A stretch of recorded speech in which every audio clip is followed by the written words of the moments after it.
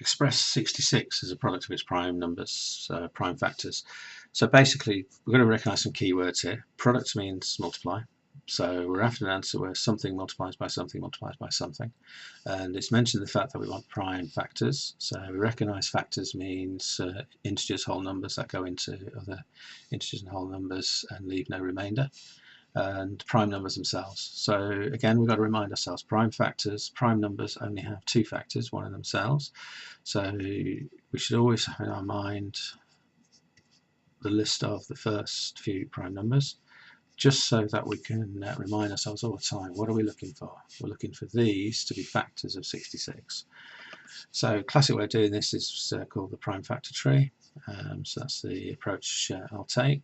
So on this side, we're always going to be dividing by prime numbers because we're after prime factors. The first prime number that goes into here is 2 because 66 can be halved, and a half of 66 is 33. Then we ask ourselves what prime number goes into 33. Well, again, if we look at our list, we can see 3's there. So 3 goes into 33 11 times.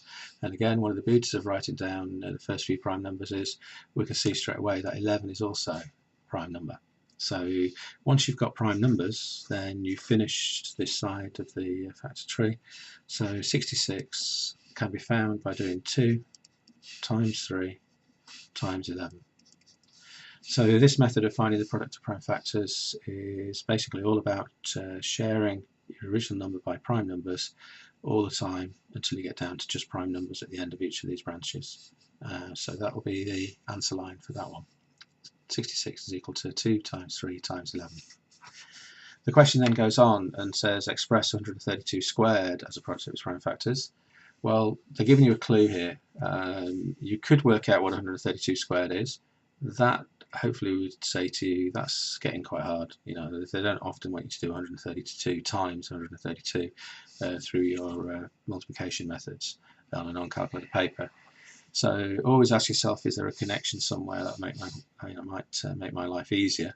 And I should be able to notice that 66 is actually a half of 132.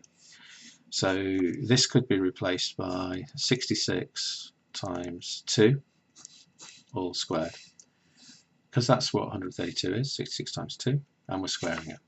Well, they want it as a product of its prime factors, and we saw a moment ago that 66 is 2 times 3 times 11. So again, I can replace 66 with 2 times 3 times 11. I've still got the times 2 there, and we're squaring. Well, because it wants it as a product, then what we've got to realise here is that this all squared means that each of these are individually squared. So basically, I've got 2 squared, 3 squared, 11 squared, and another 2 squared. And as always, when we're doing these things, we should look to simplify. We've got a 2 squared and another 2 squared, so they're powers of the same base of 2. So the rule says that we can add the 2 power numbers when it's the same bases. So this will become 2 to the power of 4 times 3 squared times 11 squared. That would be the best way of trying that problem, the most efficient method. Of course, if you did decide to do 132 squared, so if you did 132 times 132, then you will have done your method for multiplication and you'll have ended up with a big number, and then you could have done the factor tree for that and you'd still have ended up with all of this.